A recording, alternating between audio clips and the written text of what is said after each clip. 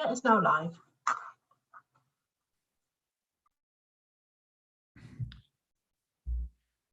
Good evening, everybody, and welcome to this first meeting of the Overview and Scrutiny Committee for the new year, and our first live meeting for quite a long time, actually. So welcome, everybody. Welcome back those members who've served before. Welcome to all our new members on here.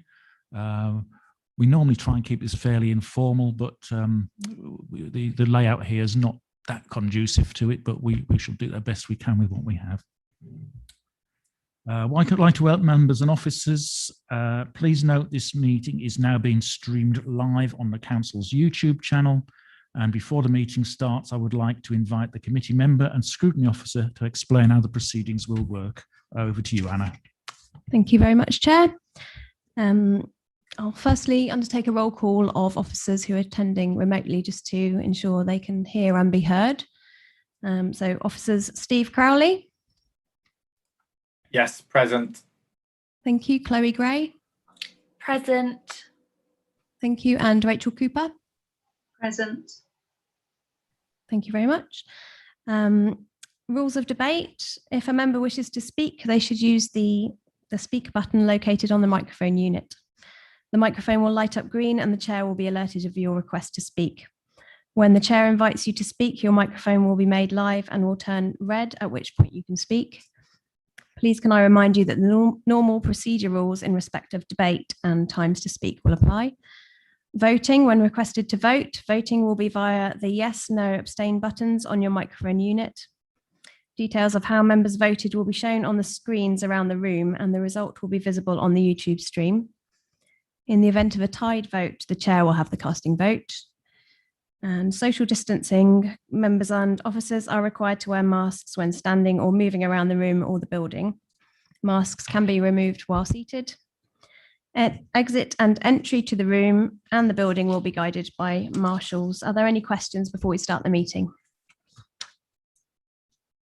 No, thank you. In that case, I'll hand over back to the chair, Councillor David Levitt. Thank you. Thank you, Anna. Apologies for absence. Item 2 on the agenda. I have received apologies from Councillor Lisa Nash.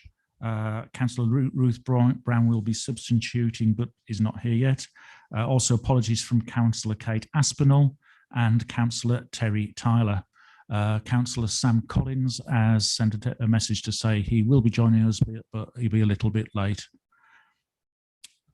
Item 3, minutes of the 9th of March 2021. I would like to propose that we take as read and approve as a true record the minutes of the meeting of the Overview and Scrutiny Committee held on the 9th of March 2021. Can I have a seconder for that, please? Probably for anybody who was there, actually. Ian, were you there? No, Claire, were you that one? I'll cancel it now.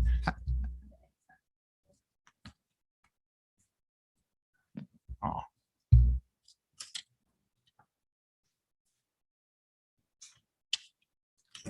Okay. Yeah, in that case, we'll leave that until the next meeting if you don't have the copy in front of you. Thank you. Thanks for that, Claire.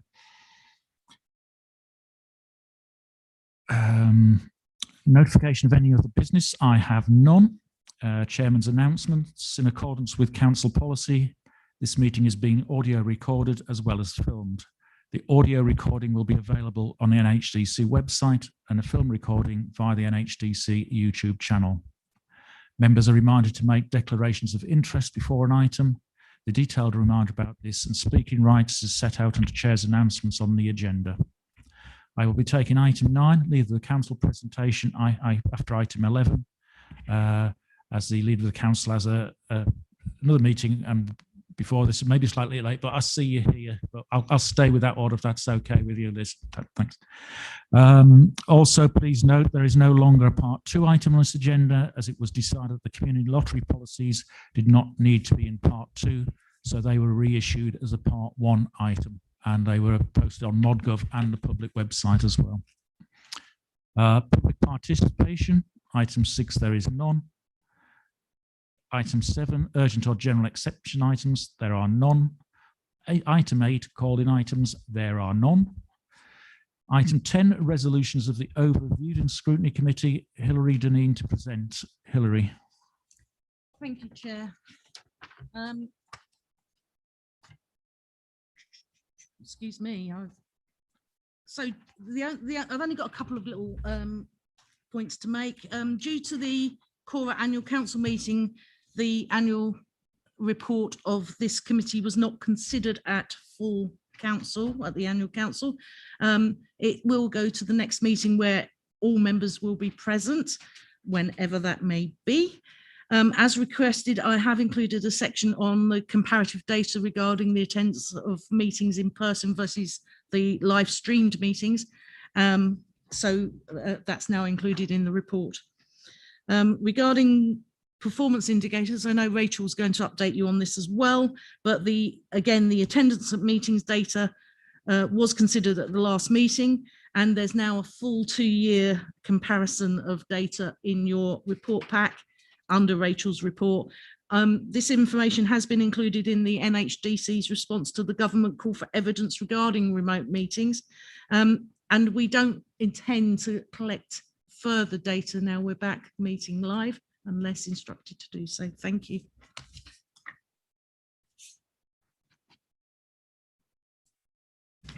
Thank you, Hilary. On that resolutions, the Overview and Scrutiny Committee, there are, I think it's 5, 1, 2, 3, 4 items that are proposed to be removed as they are now complete.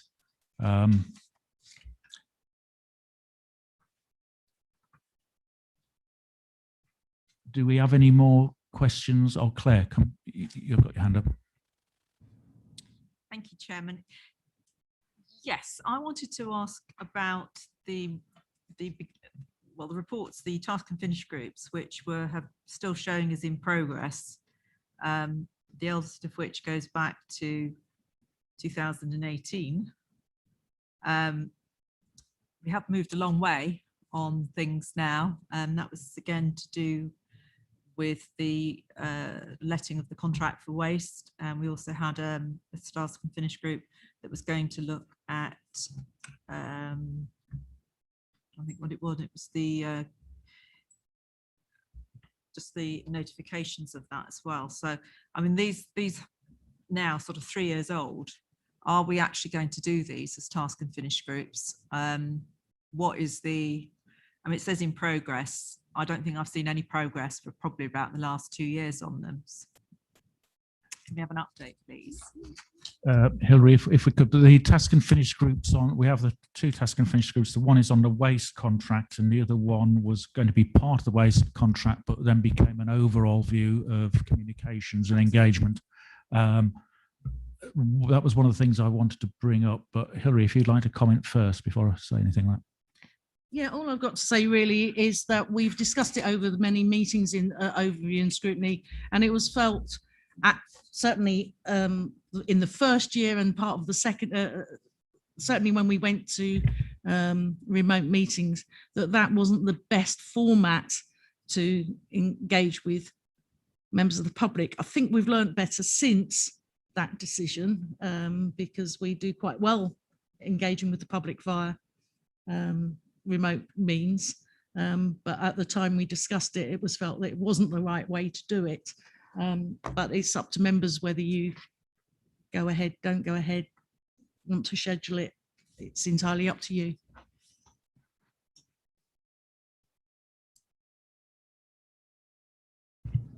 The thoughts I had on that one, on the waste contract in particular, that is now so long ago and so irrelevant that we're almost getting to the point where we're looking at renegotiating the waste contract again. I would like to propose that we actually scrap that task and finish group. I can't see anything being achieved by it now. Such a long time has elapsed. However, I would like to keep on the other one about the overall engagement, community engagement. Claire. I'm happy to second. Thank you very much. Do we have any other comments on that one? Okay. No, thank you. Okay, in that case, we have a couple of resolutions on there, which are to note the report and take any other recommendations. The other recommendations are we remove those completed items and we scrap the task and finish group on the waste contract. Could we go to the vote, please, on that, Hilary? If you can vote in your normal way. If everybody's voted.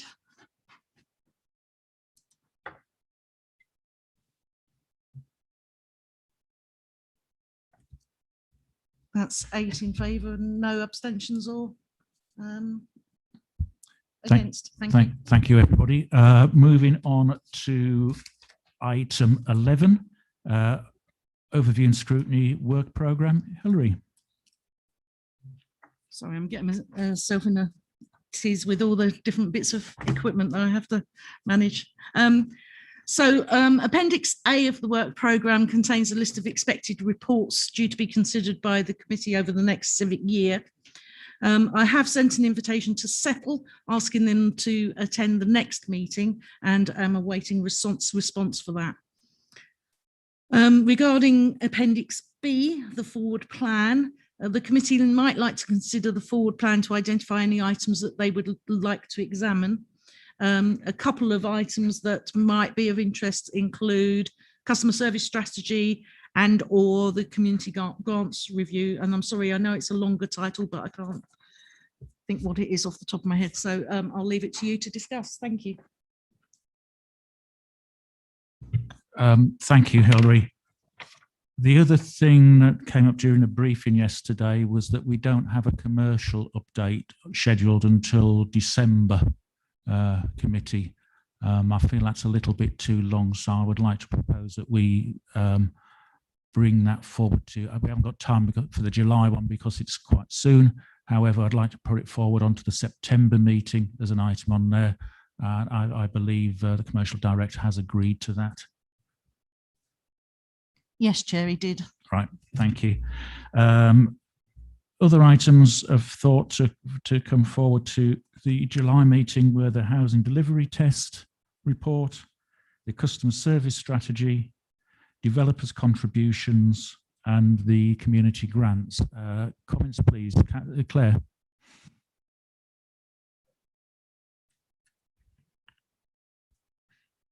Sorry. Just something they're looking at it. I mean, one of the things I think for me is very important in the district as we come out of lockdown and we start getting back into life as normal is knowing a bit more about the town centres. And I wondered whether or not we could invite the bid managers probably to come and talk to us as well.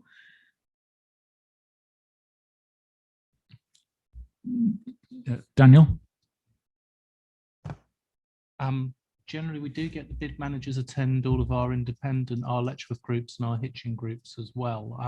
As an overview and scrutiny, is it correct to be questioning them here?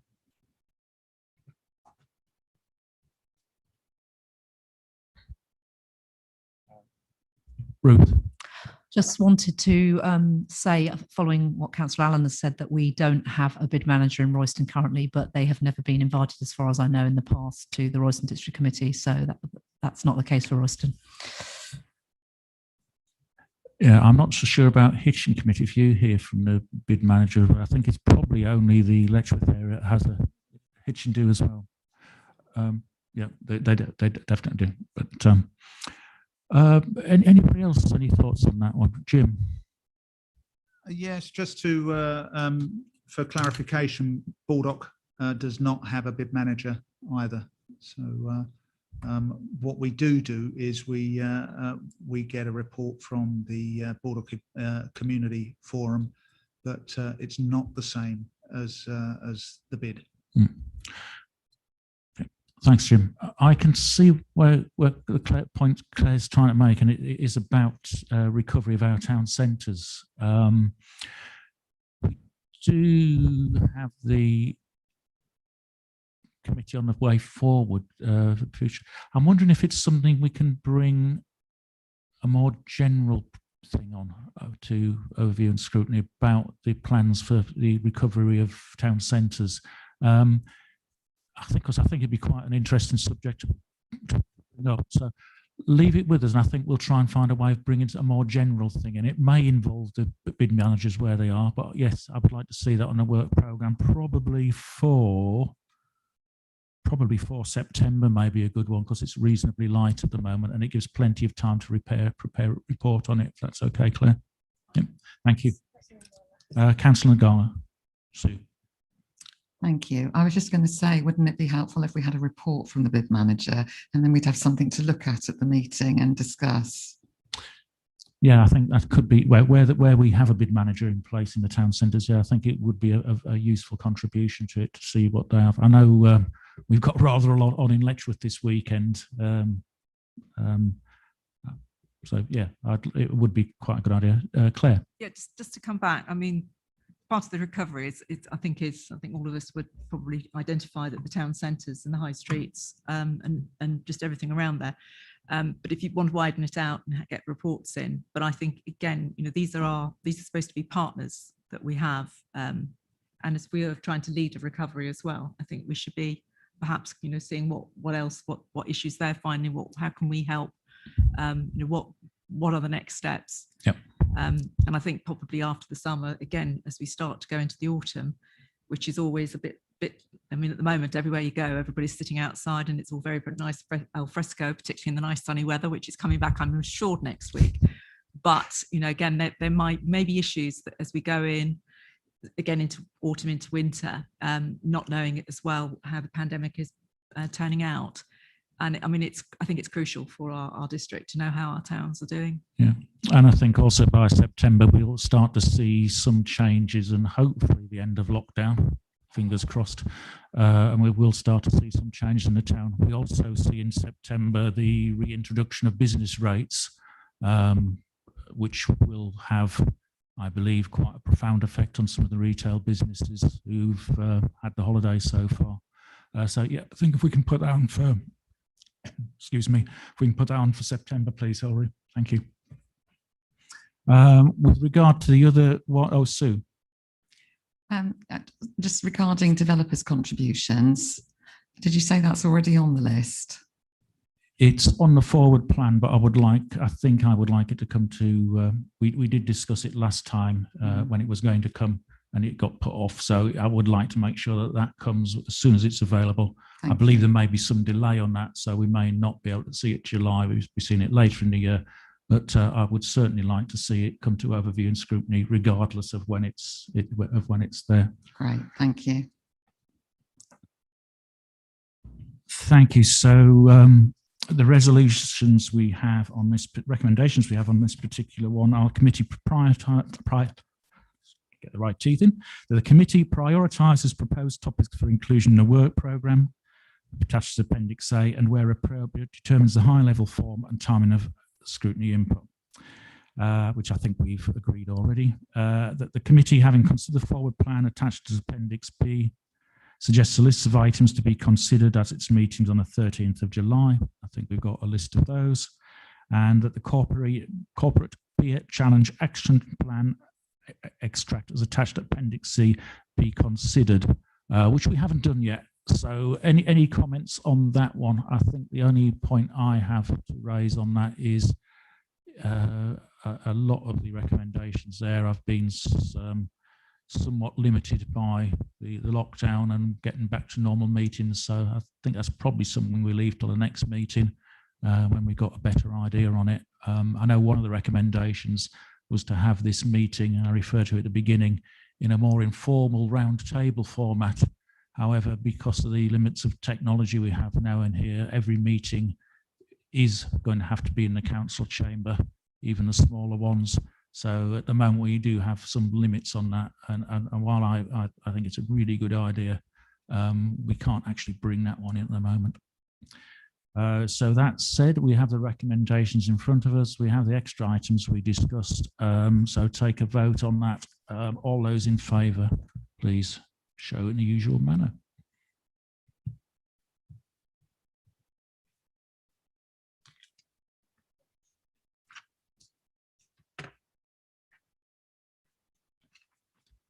Thank you. So that's carried. Thank you, everybody. going slightly backwards, item 9, which now becomes the next item, Leader of the Council presentation. Elizabeth, and welcome to your first meeting as Leader of the Council. Thank you very much, David. It's a pleasure to be here. It's nice to be staring at everybody's backs. I have put together some slides, which I believe Hilary should have. Daryl, could you share the slides, please? Thank you. Okay, lovely. And I think it's what it says on the tin. I intend to give you a short presentation, as long as I don't babble on too much at the start of it, just sort of running through a review of last year and then setting out some of the things that I'd like to try and achieve or start moving on this year. So I will be Chris Whitty and say, next slide, please. Thank you very much. Okay, so looking back, some of the things that the joint administration think went well in the last 12 months, well, obviously there's a lot of COVID related stuff in there, isn't there, for some reason. But I think it's important to note that we've paid out almost £47 million, a figure which might have changed by now, given how quick things have moved in the finance area, to support our local businesses, communities and residents through the crisis.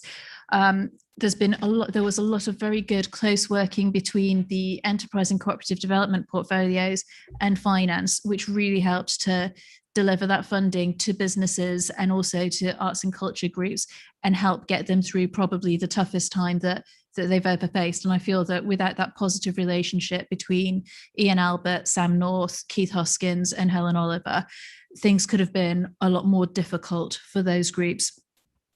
Interestingly, given the rough start to the waste contract that we're all aware of, the performance of the contract was generally maintained.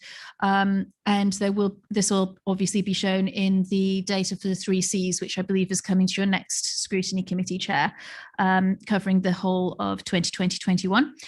During this incredibly difficult period, we not only managed to maintain performance and not deviate too drastically from the tonnages that we were intending to collect in terms of recycling, but we launched a concessionary rate to support some of our more vulnerable residents who aren't able to access services. And we've got direct debits for garden waste customers in place as well. So there's been service adjustments during a difficult period. We found new ways to engage communities effectively and adapt our council services to the virtual domain. So, for instance, we've maintained the live streaming on YouTube of these types of meetings, and we managed to move over to Zoom incredibly quickly. And I think it's a testament to the agility and hard work of our officers that things ran as smoothly most of the time as they did. We've planted more than 1,200 trees across the district, which is a 10-fold increase on previous years. And we instigated active wilding and biodiversity improvements across North Hertfordshire. Steve Jarvis will happily explain in detail to you the different sites and the specific details of our rewilding policy. I'm not going to go into it now, and I'm sure Michael Muir will add in passionately about the trees that he's supported with the Rotary too. We support a Stevenage Leisure Limited, which secures the future of our leisure centres. So all of the residents in our district are able to access affordable leisure facilities, as opposed to having to rely on the private sector or losing out on those opportunities to keep fit and healthy and to access children's swimming lessons too. And perhaps the last one is slightly controversial, but I think that it's a fantastic success that we have got a homeless shelter with beds for 40 residents that's been approved and is going to be built and is going to help protect lives and prevent people going into more difficult situations. And I'll go back to what I said at the start. We've done all of this over the course of a pandemic and in the most difficult circumstances I think that this council has probably ever faced. And it's not just members of the joint administration that were key in achieving these things. I think members of the opposition too at times played a key role in helping facilitate this. And we wouldn't have been able to do any of it without the support of our officer team. So can I have the next slide, please? As well as celebrating our successes, I think it's also important to reflect on things that perhaps might have gone a little better. So, for example, we are members of the Hearts Growth Board, and we're using them as a springboard to help kickstart our recovery and planning for the future. But at times we haven't always used that platform as a strategic opportunity. So that's one of the things that I'm going to learn from and drive forward and try to have greater collaborative and strategic partnerships with other councils and partners across the county and potentially beyond our borders too. We need to develop a place narrative. This is something that was identified as part of our peer challenge. It has been pegged to the local plan, because if we've got no local plan, how can we have a sense of place? Well, we don't know how much longer the local plan is going to take. That's something that must change, and we are going to be starting work in November, no matter what, on determining what North Herts is as a place going forward. And although the challenges of the pandemic have largely been met with resilience, we could have planned for what would happen if government didn't extend our remote meeting permissions beyond May. I think a number of us in this room have been through this at length, ad nauseum. So I won't elaborate on that point further, other than to say lessons have been learned. Next slide, please. Thank you. Okay, so looking forward and thinking about the bigger picture. We as politicians tend to focus, for some strange reason, on this period between May of one year and May of the next year. I don't think that that kind of approach is particularly helpful to supporting our residents and growing our district. So what I want to do is reframe our strategic priorities so that North Herts becomes a council which puts its customer first and delivers sustainable outputs. Now, whether that's environmentally sustainable outputs, financially sustainable outputs, hey, perhaps both, because you can't have one without the other now. And we are going to look towards a brighter future together with ourselves, with our partners in the county and beyond, and all external stakeholders. So taking these three broad themes, I'd like to look into setting our medium and long-term strategic policies. So that could be things such as reinvigorating our town centres, Claire will be pleased to know. And obviously, once you've got a policy established and you know what strategic direction you're heading in, you can establish your project. So if I took the Hitchin Town Centre reinvigoration policy, you might look at things like the Riverside Walk or Hitchin Markets or Churchgate as your projects. So it's not a significant shift in the way that we do business that I'm thinking about, but I want to try and approach it perhaps from a slightly different angle so that we're not focused just on the short term May to May, but we're actually thinking about how we're going to deliver our long-term objectives and create a North Herts that is the best place that it can possibly be for our residents. Can I have the next slide, please? Okay. And building on our successes, we are going to implement the changes necessary to achieve the 32% reduction in our carbon emissions, which have been identified as part of the climate change strategy. Some of you will be aware there's a website redevelopment and rebrand that's going on. That's important. And actually, if we understand ourselves and our brand and our product as a council, it places us in a better position to understand and frame strategies and drive things forward. It brings everybody along the journey together. Looking at the planning area in particular and thinking about the challenges that we face there post-local plan, I want to get the master planning approach embedded. And I'd like to capitalise on the enterprise opportunities that we have within the district. So, for example, the Dell Theatre in Hitchin is going to be reopening as part of the Hitchin Festival. I want to try and make that facility find ways that we can create an arts economy and use facilities like that for the longer term, not just for short-term events. I'll also reference the community lottery, which you're going to hear about later. So I'll leave Councillor Collins to explain that in greater detail. We need to deliver new housing.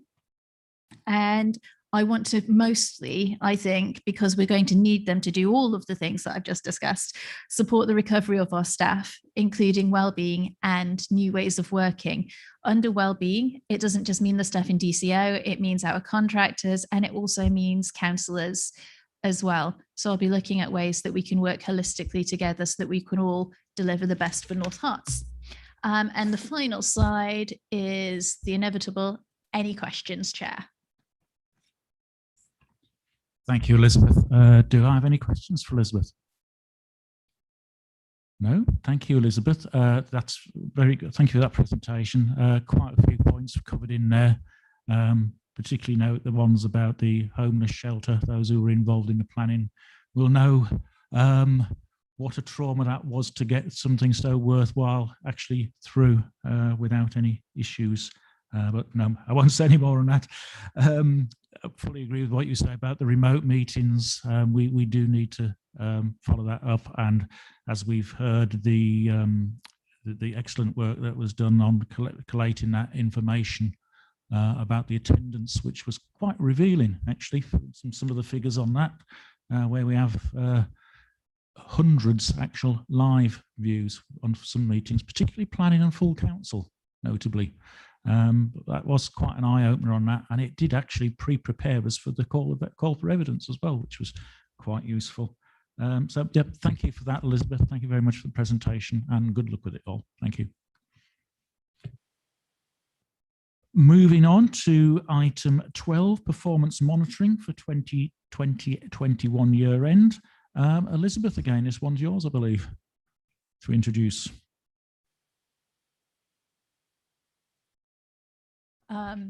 Right. I wasn't aware I was going to be introducing it, Chair, so I don't have the papers in front of me. I thought, is Rachel not normally going to take us through the report? I think Rachel will be able to take us through. Yeah, can I? Please, Rachel. Yes, thank you. I can do that. Thank you. So this is the fourth quarter monitoring report. So it's the final report for the 2021 year, with data to the end of March. So page 27 of the report, we have the status summary. So you can see we've got 5 green, 2 amber and 2 red indicators for the year. The rest of the indicators are for information only, so there are no targets set with those. Page 28 and 29 of the report, the collection rates for sales ledger and NNDR were unable to meet the target at year end. It's likely that this trend will continue at least part way into the new year as businesses continue with the recovery process. Council tax, however, was previously reported as an amber indicator in March. However, collection rates have improved in the last quarter and the target has now been achieved for year end. Page 30, the homelessness prevention and relief. So performance continues to be good in this area. We're showing an improvement on our own performance this time last year. Also, the benchmarking data shows that North Herts is also performing well against the other Hertfordshire authorities. The government policy of everyone in has meant an increase in the level of households in temporary accommodation. So page 32, the number of environmental health inspections completed.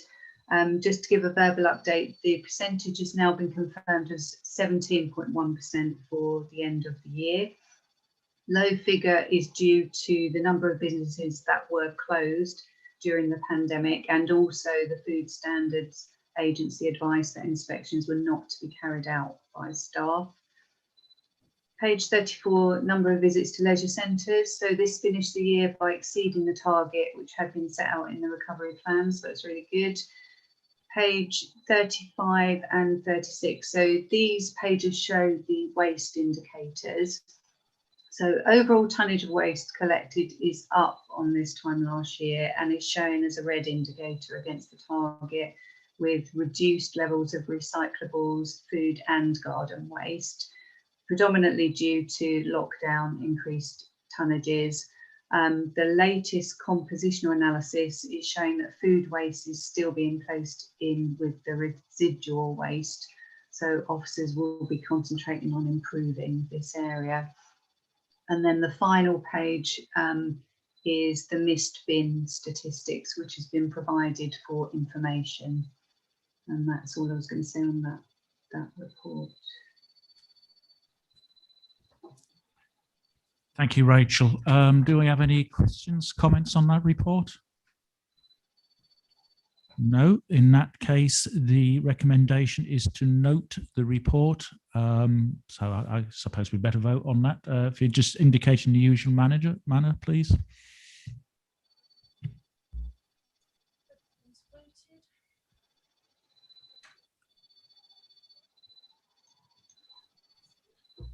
Thank you, and that report is noted. Agenda item 13, key projects for the district 2020-21. Again, this is down to Elizabeth and Rachel. Do you want Rachel to take it, Elizabeth? Thank you. Rachel? Okay, thank you. So again, the Q4 update on projects to support the council plan for the 2021 year. So page 38, 8.3 of the report, the status summary shows 4 green status projects and the seven of them are amber. 38, 8.4, just to give a verbal update on this one, the councillor portal has now also gone live, so this project will be moved to complete status. 8.5, the renovation of the Howard Park play area. This has moved from green to amber since the last report due to delays in delivery of playground equipment. So there are supply issues due to Brexit. And the project will now commence in September once the school holidays are over. 8.6 refers to the crematorium. So the hearing took place on the 22nd of February and the appeal was dismissed. Officers are now considering the reasons for the decision and they will be submitting a report to Cabinet in due course. 8.7, this is the project to develop long-term museum storage solution. Again, this one has moved from green to amber. The overall project costs appear to be in excess of the identified budget. So the commercial team are exploring all the potential options for the site. Once this is complete, procurement process can be undertaken. So the full list of projects is included in Appendix A. But then finally, pages 53 to 55, the numbers showing the YouTube views for committee meetings. So this is the up-to-date report on the views. And it is proposed actually that this is the last time this information is presented as a regular item. We will of course produce the data on request if that should be required. Thank you. Thank you, Rachel. Any questions, comments on this particular report? Claire. Thank you, Chairman. A couple of points. I'm a bit disappointed to know that we're not going to get this report going forward. I've always enjoyed this one, and knowing what's going on with the projects, but I mean, obviously we can get reports. But particularly going back to 2 of the projects that are on here. One is the museum store that has gone from green to amber. I mean, this long-term solution for museum storage, that was always part of the creation of the North Herts District Museum project, which as part of that project was to sort out the storage for the museum. And that project sort of took a long time, but the actual museum itself is up and running. So the fact that this is still ongoing, I mean, it's been going now for many, many years. I think it would be nice to know exactly how we are going to get it concluded, because we have a lot of artifacts and we don't seem to have the solutions yet for that, since storage within the North Herts Museum and behind the Hitchin Town Hall and beneath the Town Hall was not an option anymore. And the other item, looking at the development of the crematorium, as the planning inspector has dismissed the appeal, does that actually mean then that that particular project is now, for that particular site, is now no longer viable? Or does it mean that officers are going to be looking for, and it says options available, does that mean we're looking for another site within the district? If I could just answer the first point with regards to the projects reports. The projects reports will still continue to come to this committee. Sorry, I obviously didn't make that very clear. It is the numbers of physical attendance versus YouTube views information that won't be coming back to the committee unless it's requested. And then I think perhaps the service director commercial would probably be best placed to answer the questions on the crematorium and the museum storage. Thank you, Rachel. Steve, do you want to come in on that one? Yes, thank you, Chair. First of all, regards the museum storage, I take on the points which have been raised. We did go out and we got a cost with a contractor. Unfortunately, the cost came in significantly over budget, and that is why we're reviewing that. We are currently in conversations with a local company, which we may well be able to proceed with through a procurement route, which may enable it easier than us going out to full procurement. Once we have more information on that, then I will obviously update the committee. But ultimately, we need to try to ensure that we build the museum storage, which is fit for purpose, but also within the budget that we have for that. And if we need more money for any reasons, then we would obviously be going back to Cabinet to request additional money for that. Regarding the crematorium project, I'm working at the moment with Andrew Mills, and also my team is working with Andrew Mills to undertake an options appraisal of basically what is available for the crematorium. So that could include putting a plan application in on the current site, or it could be looking for other locations. And it could also look to see if we can use a land which is there for other opportunities. The aim is to get that to the September Cabinet meeting, and that is basically where we're on the crematorium project. Thank you, Steve. Sam. Thanks, Chair. Hello, everybody. Just to back up what Steve said, really, I'm quite happy to bring a bit more information to this committee in a little while forward, and I'll speak to you privately after the meeting, Chair, about this. But I think we'll have some news and some plans to discuss with you a little while later in the year. But there is some movement going on, and we will have some things to talk about. So it's not a static situation to answer Councillor Strong's queries, but we're not quite ready to bring anything here quite yet. Thank you for that, Sam. I did notice the reasons for the refusal of the crematorium were quite specific, and I probably do exclude any further work on a crematorium on that particular site, because the main reason was materially harm the character and appearance of the area, and the quantitative and qualitative need for the proposed facility has been demonstrated. So the reasons were quite hefty and quite precise on the refusal for the crematorium.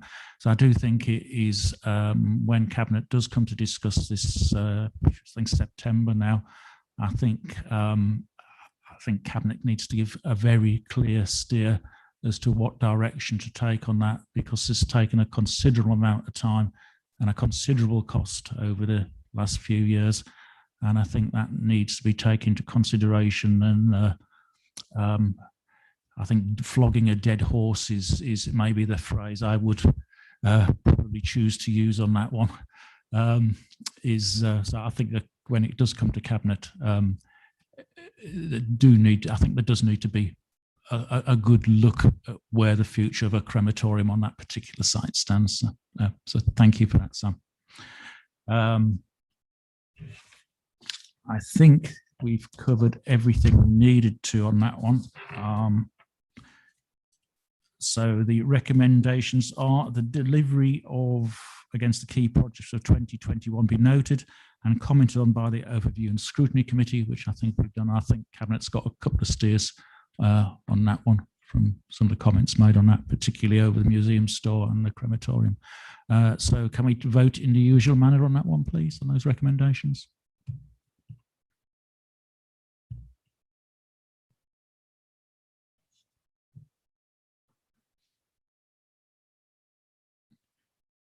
Thank you, everyone, and that report is noted. That's it. Thank you, everybody, and that report is noted. I saw the 11 and thought it was everyone. Next item on the agenda is agenda item 14, North Hertfordshire Community Lottery.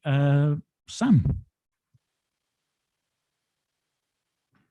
Thank you, Chair. So one of the major reasons I'm here is it's a little bit unusual being the person presenting a report here. It's the first time I've done this since I was elected councillor back in 2018. I've been a member of this committee, so it's a bit poacher turned gamekeeper here. I am slightly disappointed that we're having to have this meeting in person in the council chamber, which has come at some cost to the taxpayer, and I think it's a little silly, frankly, that we're all here when we could be doing it perfectly well on Zoom. However, that actually ties into what the point of this community lottery is. Now, the reason we're discussing this is that there's various policies to adopt a community lottery that we need to introduce as a council for it to be able to go ahead. And when I saw the idea of a community lottery, I did have some concerns personally about that, and I suspect some of those concerns will be raised this evening. One of the big concerns I had was, are we encouraging gambling, and is that the right thing for a council to be doing? And I think these policies go some way to addressing that concern, for me at least personally.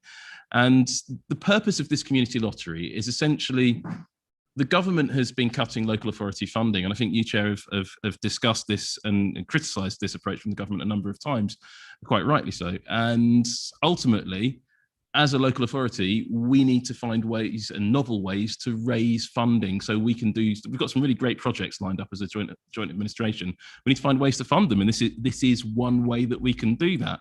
And looking at the details here, while we can't quite go on crowdfunder, this is the next best thing. We can run a community lottery. A few people might benefit from it across the district, which is quite nice for them. But as a local authority, it'll bring in some funding, and hopefully that will allow us to spend it on some of the great projects we've got lined up.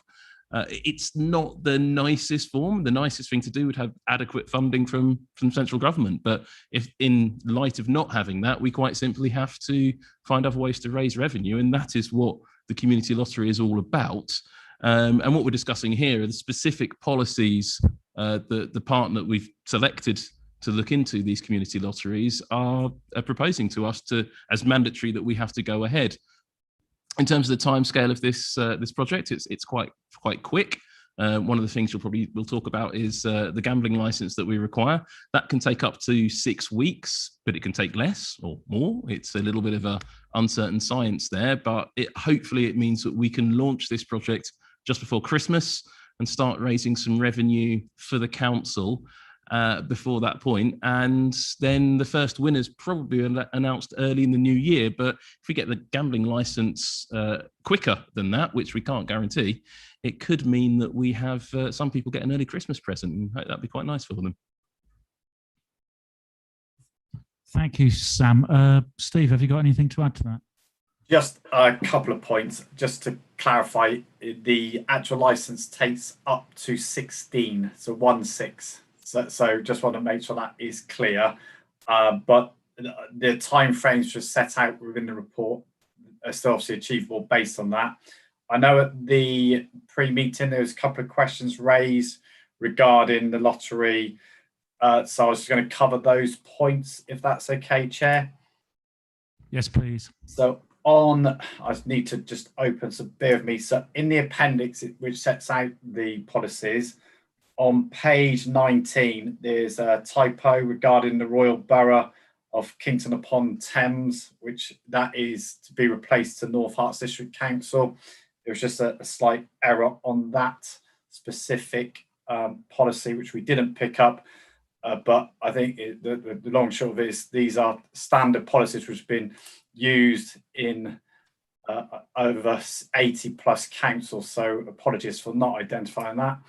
Then the other couple of points, let me just double check, which we had was, I think it was regarding the actual lottery itself. It's based on the Australian lottery. It's a Super 6 lottery. And within the actual appendices, again, at 9.1 on page 24, explains how that lottery works, but just make it clear that that is what we're using, the Australian National Lottery, the Super 6 game. And I think the other item was regarding credit cards. It does state within the policies that it mentions debit cards, but just to clarify, we'll be ensuring that it does make it clear that no credit cards are allowed to be used with this lottery.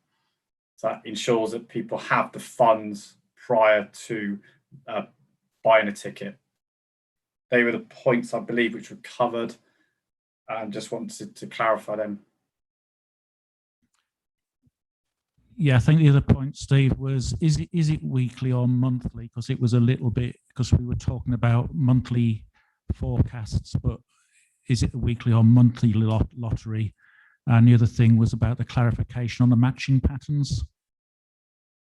So I will double check with Chloe on the actual, I believe it's weekly, because that's how the lottery is done in Australia. The matching patterns, I did do a bit of research myself on this, because it's not the easiest to explain, but basically there's 6 numbers which are drawn from 0 to 9. And therefore you have to match them in the order. So it's totally different to the way that lottery is played in the UK. So each number of 6s will be from 1 to 9. So you could, for example, have 1, 1, 1, 1, 1, or in terms of 6 1s, for example. Again, within the documentation, it does, in the appendices on page 25, it does set out how that matching can take place. So to win the top prize, you would have them in the exact order. So if the numbers came out as 1, 2, 3, 4, 5, 6, then you'd have to have 1, 2, 3, 4, 5, 6 in that order. And the ratios, like I say, on that are set out within the documentation. So although it may seem like the odds are maybe different, or so the opposite of the game is different to what we play in the UK, the actual chance of winning are very similar in terms of how it works, because of the way you have to match the numbers up. But yeah, there is a useful link, which if you wish for me to send round, which shows how the lottery is kind of how you play, I can copy and paste that and send it round to members if you find that useful. Yeah, thanks, Steve. I think that link might be useful because it does, the way it's set out in the policy document does appear a little bit confusing with little ends and everything in it. So it would be nice to, and I think if you really want to encourage people to take part, I think you really need to make it fairly clear actually how it works, and you know, not give people expectations of prizes they can't win by matching a random order. I did have another couple of questions arise from after we discussed it yesterday, and one of them was going to be why use the Australian Australian lottery. I think that's now become clear because I did find out that Gatherwell is actually owned by an Australian company that runs the Australian National Lottery, so that makes perfect sense on that one now. Dan. Thank you very much, Chair. On Gatherwell's policy, their policy 2.1 discusses limiting the number of tickets which any individual can buy.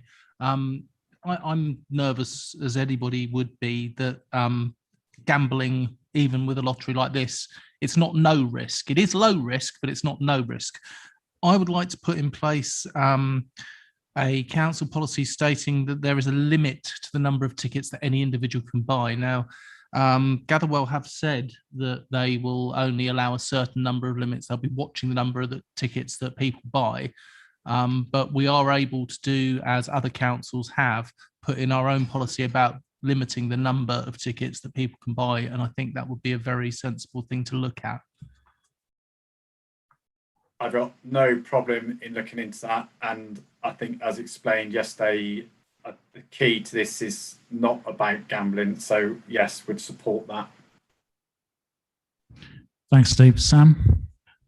Backing up what Steve says, yeah, absolutely, Daniel, that was one of my concerns. I am concerned about the sort of encouraging gambling. It's not something I really like to see, but we do need to raise money as a council.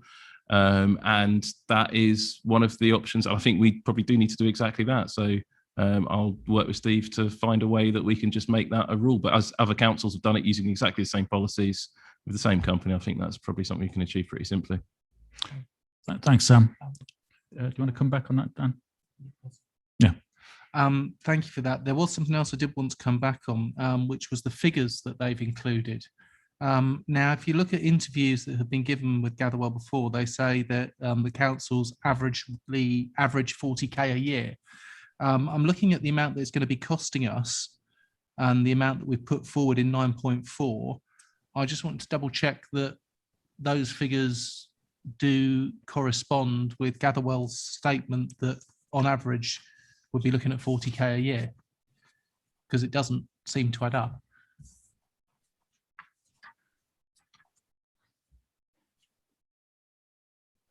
Sam, we'll come back on that one, or Steve? I think there's a marketing job to do on this, quite frankly, to make some more money. And I have my doubts about how much revenue it's going to raise.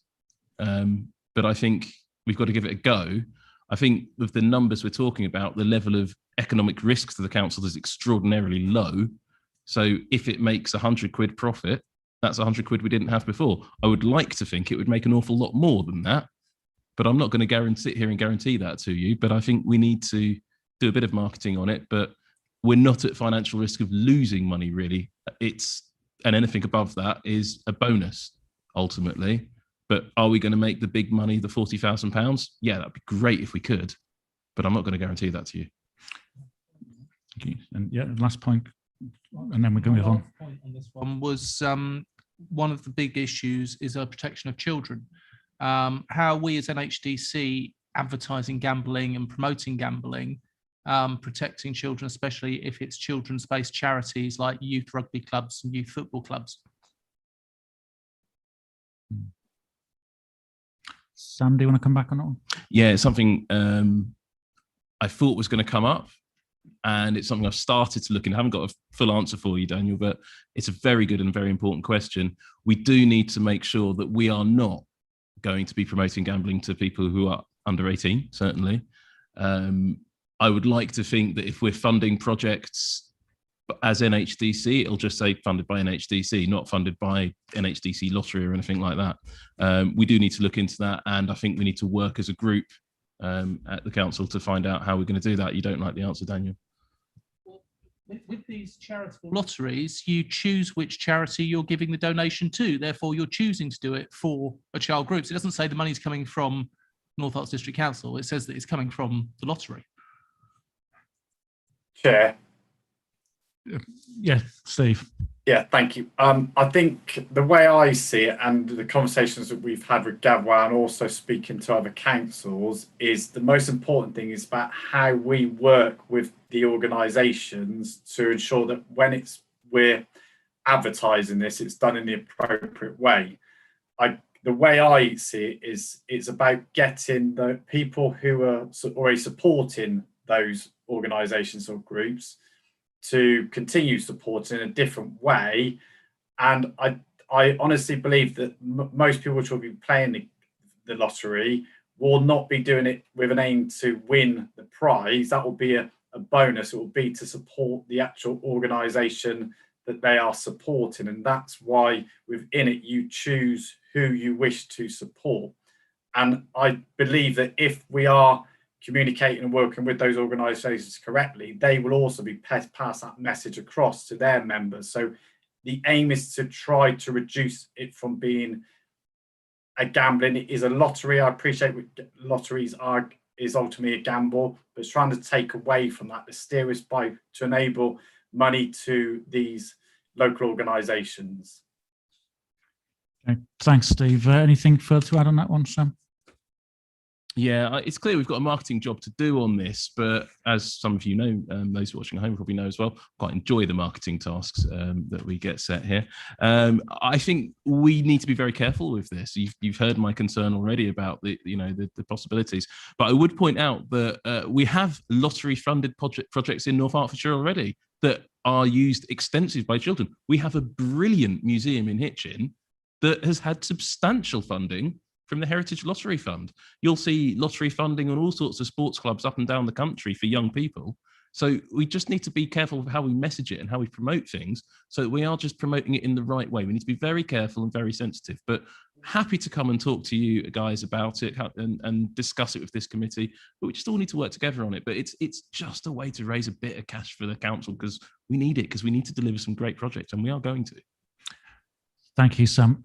Claire, and then Carol. Thank you, Chairman. I suppose I should declare I'm not a person that gambles. I do occasionally buy a ticket for the National Lottery because I'm quite happy that I'm supporting the projects that they're doing, but I'd never really expect to win.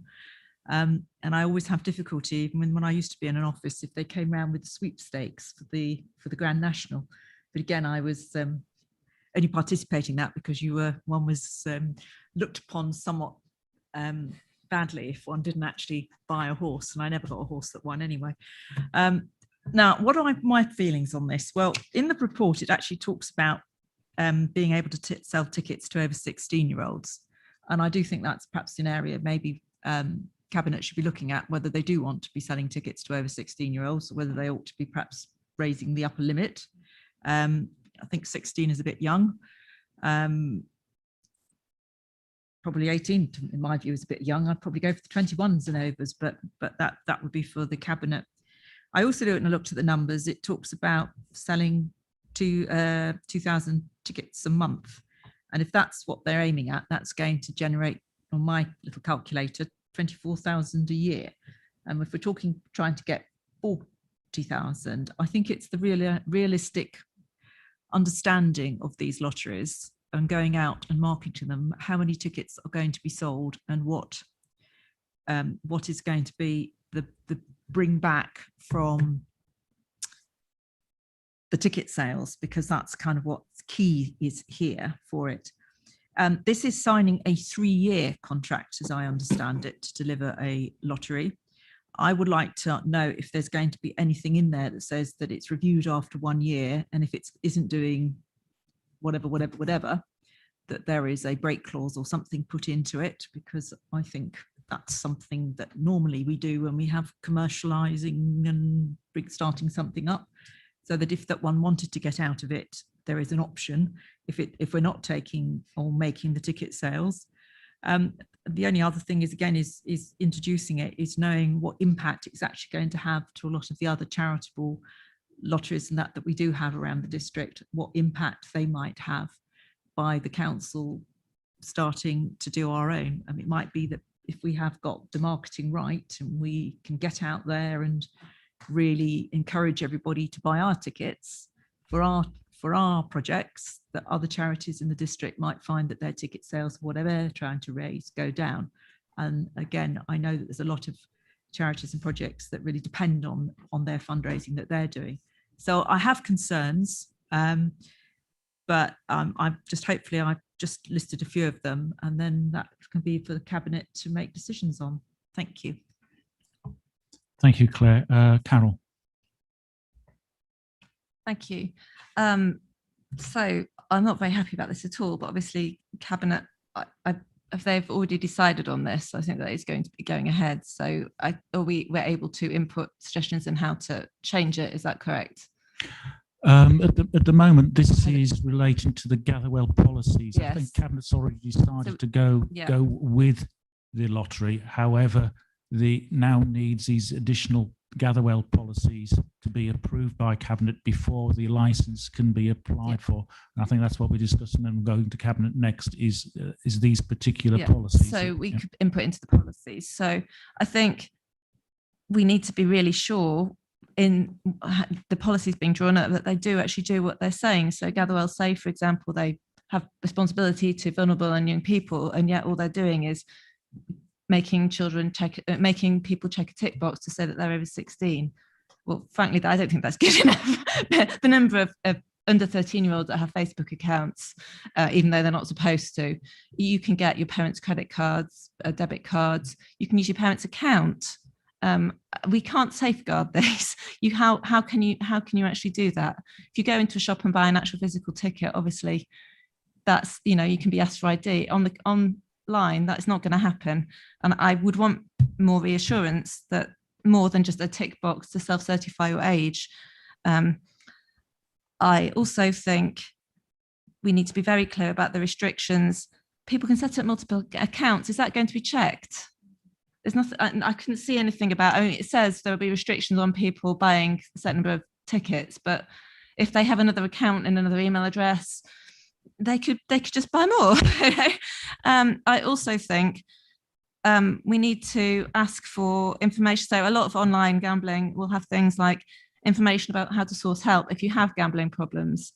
if you realise that actually this is getting too much, is that going to be displayed prominently on the screens as well? I don't know. I couldn't, again, find that particularly. And reality check, just before you pay, you are spending this much. Are you sure you want to do that? You spent this much last week. You spent this much the week before. We could put, those sorts of things could be built in. And I would want reassurance that that was going to happen. Thank you. Thank you, Carol. Ruth, I'll give you a chance to come back, Sam, and we've got all the points. I don't think I've got a lot of additional points to raise, but I did just want to voice my concern. I was there when this was discussed at Cabinet, and I said I could not support it. I have a basic issue with a council encouraging gambling. I know it's for a good cause, but I don't believe the end justifies the means. When I read these policies and saw that there was a policy about safeguarding children and young people, I welcome that. I welcome the suggestions that Councillor Strong and Councillor Stanier have made, but I still have a basic concern that, yes, it has to be a debit card, so you have to have money in your account, but is that money that actually you need to spend on things that are essential? I know it's only £1 a ticket, but I still am concerned because all the evidence shows that the people that buy lottery tickets are the people who can least afford to do so. And so I have a really basic problem with this. But as has been said, that horse has bolted. The Cabinet have agreed it in principle. So we just need to make these safeguards as robust as possible. So I would support the safeguards that have been proposed. Thank you. Thank you, Ruth. Tony. Thank you, Chairman. Yeah, a lot of the points I was going to bring up have already been said, and it's very nerve-wracking when you consider that how do you police something like this? It's exceptionally difficult, and I think it was highlighted that children are quite ingenious of how they get round safeguards as far as social media are concerned. I think also it was mentioned about the break clause and whether or not we end up doing it for a year, then have to pay, say, the full £15,000 to sort of break away from it, the £5,000 a year that they're asking for. And I think the other point, Chairman, that I'd like to mention, I seem to remember back at the beginning when this was first discussed about having a council lottery, that the idea was that the money raised would go back into the system for grants within the area committees and such like. It seems to me now it's been highlighted that it'd be used as a funding stream for many different projects, not specific grants. Thank you. Thank you, Tony. And just before I come back to Sam, I do have another point to add, which has actually come up from something Dan and somebody else said. I think it was Claire about the amounts that it raised. I think you brought the same point up yourself. And the risk to the council in the first prize is £25,000, which is actually more than the annual income to be expected from it. I know the odds are 1,000,000 to 1, reading the thing, but these stranger things have been known to happen. So the question I would like to put, I don't suppose you'll expect you or Steve will have an answer straight away, is what happens if there is an insufficient amount in the prize fund and you still have to pay £25,000 out? Who's liable for that? Because if you end up with, and it could happen, 3 winners in a row, 3 weeks in a row, £75,000 out, what happens? Who takes that risk? And has that been incorporated into the thinking? Thanks. Over to you, Sal. I'll come back to you, Sue. I think your specific question about what happens in that situation contractually might be in the next section, but I would defer to Steve on that one. But I did say it wasn't zero risk. I said it was low risk. So I think that sort of sums that one up slightly. Yes, with all these projects, there's always going to be a element of risk with everything we do. To address Ruth's comments, I entirely agree. I subscribe to everything you say, and ultimately I've inherited this project and we have to make the best of it now, but I do have concerns on those same reasons. Some of the suggestions that Carol made, absolutely, particularly on the website stuff, I mean, I think we have to do that, and I'll be actively, well, making that happen, to be honest. We need to do those warnings. You see them on the, I like a little bit of a flutter on certain sports. You can probably guess which ones. And yeah, whenever you place a bet on any of the online betting sites, it's, are you sure? How much money? You know, that you see the messaging when the fun stops, stop, and all of that. So I think we need to be doing and buying into all of those campaigns and really being very careful with this, because as I say, I am very concerned about encouraging gambling. But we do need to find ways to make money as a council, and that's what it comes down to. Hopefully Steve can give a slightly more detailed answer on that contractual issue you raised, David. Thank you. Steve, are you able to come back on that? Yeah, thank you, Chair. So in terms of the break clause, yes, there is a break clause. So we can, if we're not satisfied with the service which is being provided after year one, we can terminate that. And that won't therefore impact us for the other years. With regards to the prize fund, we are linking in with Gatherwell. So this is all of the 80+ councils. So therefore, all of that money is in one pot. So the chances, obviously, the odds are as set out, but the risk is with Gatherwells, not directly with us. So it's not about how many people we've got playing, it's how many people are playing that as a whole through Gatherwells. And with regards to the money, it was all set out in the cabinet report, which went in December. But just to give a very quick overview, in the first year, we were looking at good causes generating approximately just under 14,000, because 50% of all of the money, so of 50p from each pound, goes directly to good causes. And the projections over the 5 years was, 6 years, was then up to just under 70,000 directly to good causes and just under 13,000 directly to the council. Okay, thanks for that, Steve. Sue. Chair, I just wondered if we've got any other safeguards we could put in place. So I know that you're saying that Steve, you're saying that other councils have used the same and are part of the same gambling project, I suppose, lottery project. Do we have any evidence of how it's worked for other councils? And what safeguards have they put in place, particularly regarding safeguarding of children? I haven't. Oh, sorry. Yep. Yeah, sorry. Go ahead, Steve. Yeah, go ahead, Steve. Yeah, we have spoke to other councils. This specific issue hasn't come up. However, I'm more than happy for my team and I to contact the councils that we already have had conversations with to see if there has been any issues there. And I've got no problem to look into that. But what hasn't been an issue which has been identified. We've had really good positive feedback from the councils which we've spoken to regarding how Gatherwells do control this. And I think it is about how the lottery has been explained to previously, that you're doing it to generate money to those good causes and not as a gamble. If I'm right, if you look at what you can win, £1 on this potentially generates a small return compared to what you could potentially do if you were to, what I see is gambling on sports events or other things like that. So I do feel this is a very low risk, but we can look into those issues. Thank you, Steve. Ruth, then Dan. Thank you. I wasn't sure if I was allowed to speak again. It's just about the marketing messages, and I think it just follows on very well with what Steve had said about how we market it and the marketing messages in terms of supporting good causes being the headline, rather than making a thing about the gambling and the prizes that are winnable.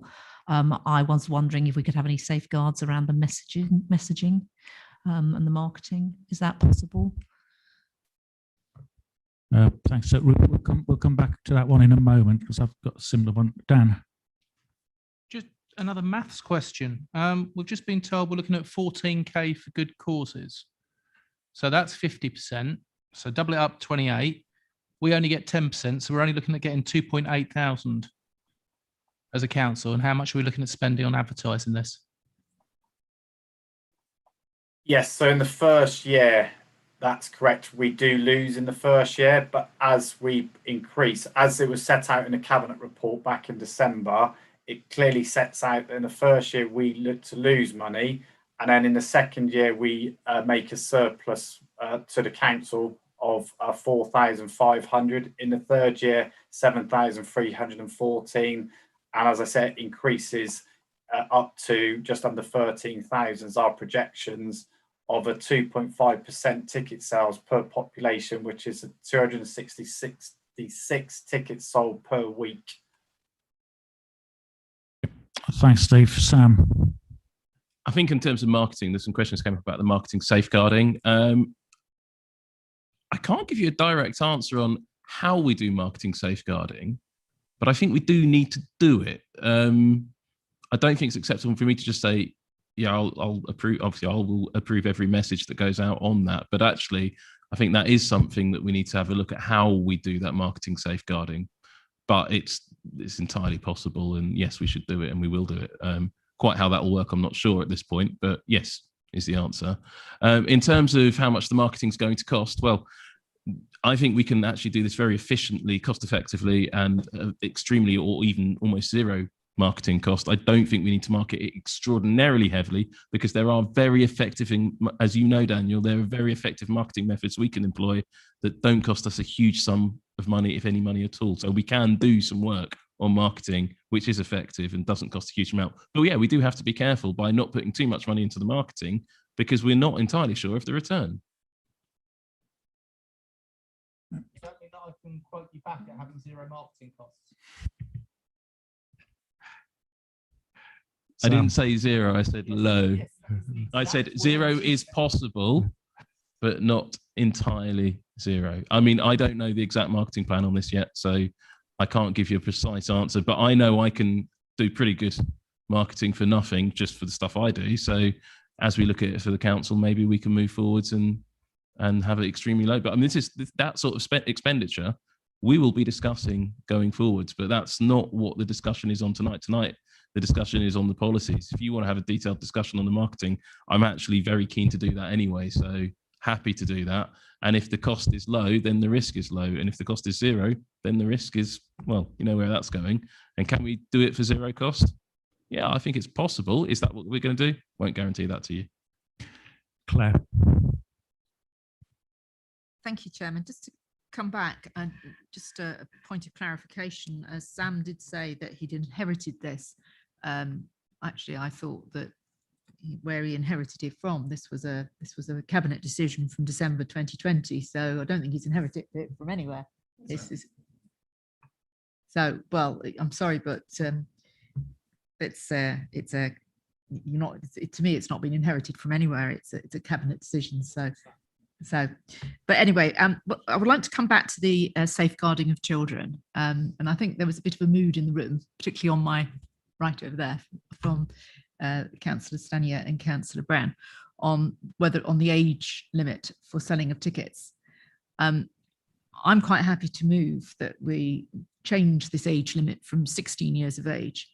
And I'm quite happy to look for somebody over there who might second it for me to moving and ask that we say that the lottery should only be for those that are over 18.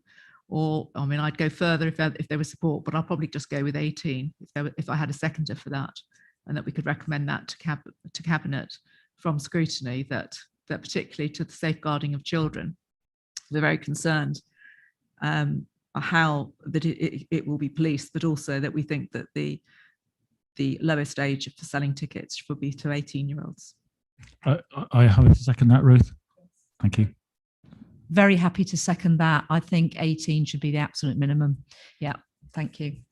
Okay, right, before we move to the main recommendation, can I just take a vote on that particular aspect to make sure all of Overview and Scrutiny agree? So if we could indicate in the usual manner that the age limit be recommendation that the age limit be raised to 18.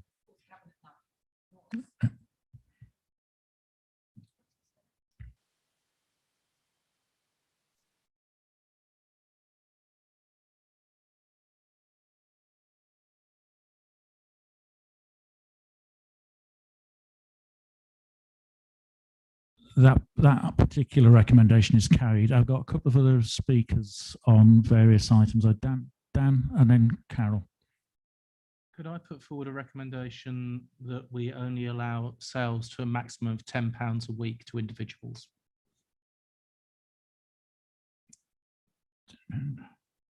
Do I have a seconder for that particular one? No, I've got a couple of names up there. I think Ruth had a name up.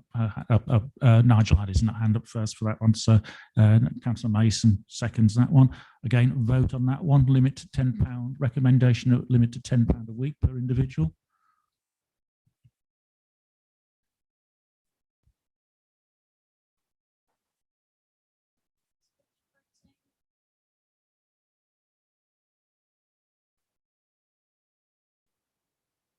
And that's carried. Thank you. Carol, did you still want to come back?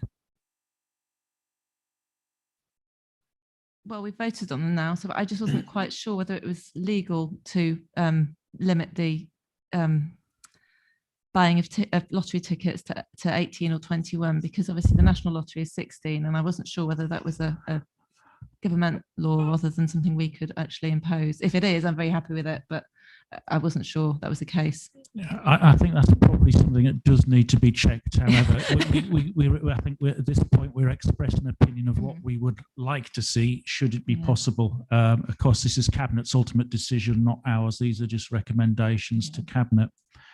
And sort of moving on slightly from that point, the report we have in front of us is the draft report to Cabinet. And a recommendation there that Cabinet approves the implementation of the new policies associated with launching and delivering the North Hertfordshire Community Lottery. Now, I think it's quite clear from what we've discussed tonight that we wouldn't, as it stands at the moment, endorse that as they stand at the moment. The other point I'd like to make is that although Cabinet has approved the principle of the lottery to go forward, this is the first time we've actually seen the detailed policies relating to that principle. So I think what we've come out with tonight is Cabinet needs to be very aware of the concerns we've raised. And I think we'll get those listed out in the report to Cabinet about the concerns we have now that we have those details in front of us, particularly over revenue streams, costs, who takes part, and who does it actually provide the benefit, and is the cost worth the benefit? I think it's probably what we're coming down to at the end of it all. So I'd like we take those points forward to Cabinet, and bearing in mind it's never too late to say no. I know we've paid the money up front to Gatherwell already, but there's which I believe is non-refundable. However, there's such a thing as if you don't believe it's the right thing to do, and the overwhelming view is that is cut your losses at the appropriate time. And I think that's a point well worth making. So with that in mind, the recommendations we make to Cabinet are those two specific ones, plus the Overview and Scrutiny Committee has expressed a number of concerns and issues relating to these policies, which Cabinet should take into account, and we would like to take into account when they make their final decision on adopting these policies and adopting the lottery.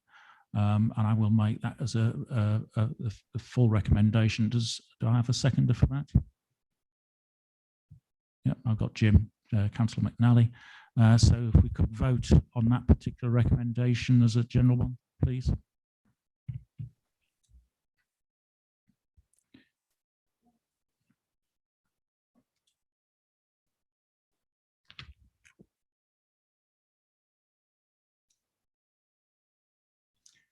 Thank you, everybody. That's carried. That concludes the formal agenda. We have item 16, members' questions, and we have none received.